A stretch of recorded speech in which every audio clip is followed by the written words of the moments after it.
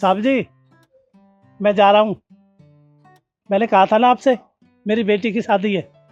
मैं गाँव जा रहा हूँ। अच्छा। हाँ काका, मुझे याद आ गया। आप एक काम करो, आराम से गाँव जाओ। अगर किसी चीज़ की ज़रूरत हो तो मुझे बता देना। ठीक है साहब।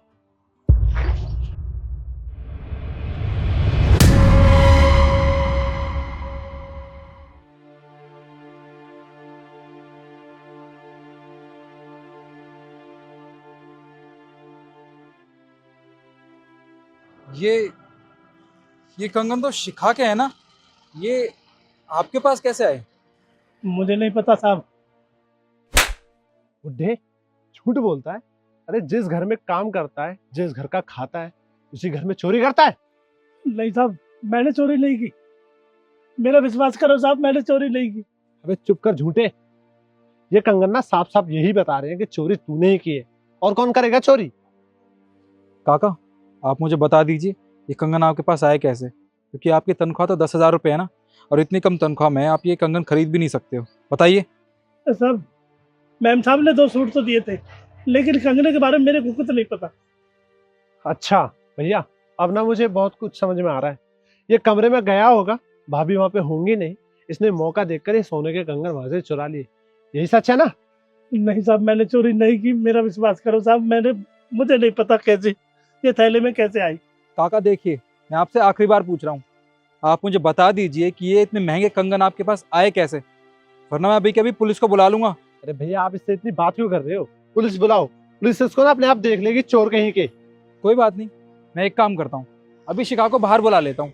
अगर उसने ये कंगन पहचान लिए कि ये कंगन उसके हैं, तो याद रखना, आपके साथ बहुत बुरा करूंगा मैं। अगर नहीं, तो फिर आप जा सकते हो यहाँ से। हाँ, पूछ लीजिए आप। मैम साहब से पूछ लीजिए।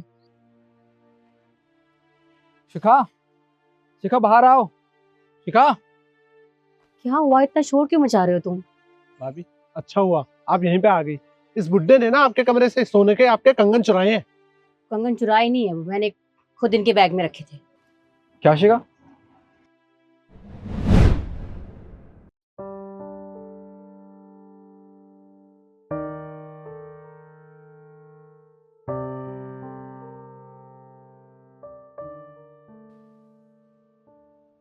मैम साहब, अब मैं चलता हूँ गाँव। मैंने बताया था ना, बिटिया की शादी है। हाँ काका, मुझे पता है, आपने बताया था मुझे। और इसीलिए मैंने आपकी बेटी के लिए 2 प्यारे प्यारे सूट रखे हैं। मेरी तरफ से छोटा सा तोहफा अपनी बेटी को दे देना, ठीक है? ठीक है मैम साहब। लीजिए आपका बैग, ध्यान से जाना। आपका बहुत बहुत धन्यवाद मैम साहब। चलता हूँ। राम राम। राम राम।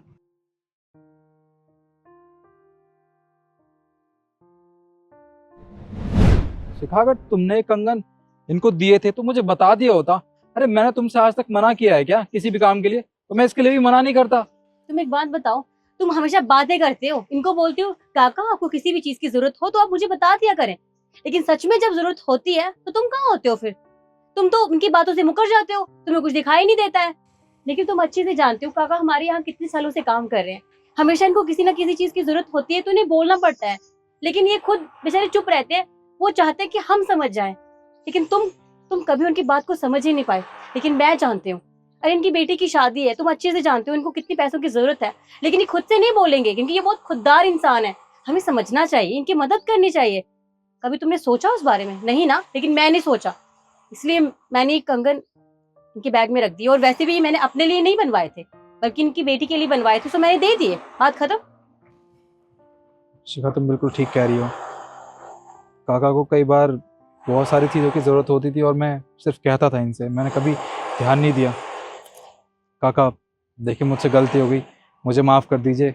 मैंने बिना कुछ सोचे समझे आपको लगभग चोर समझ ही लिया था, और प्लीज़ हो सके तो मुझे माफ़ कर दीजिएगा। और काका, मुझे भी माफ कर दीजिए। मैंने बिना कुछ सोचे समझे आपके ऊपर हाथ उठा दिया और आपको पता नहीं क्या क्या कह दिया। काका, ये कंगन ना आपकी बेटी के लिए है, लीजिए रखिए। ये आप घर ले जाइए, अपनी बेटी को दे देना हम दोनों की तरफ से। साहब जी, आप बहुत अच्छे। आपका बहुत उपकार है मेरे पे। बहुत बहुत धन्यवाद मैम साहब। कोई बात नहीं काका, अब आप घर जाइए और अपनी बेटी की शादी धूमधाम से करना, ठीक है? ठीक है मैम साहब, जाइए। चलता हूँ। राम राम। राम राम।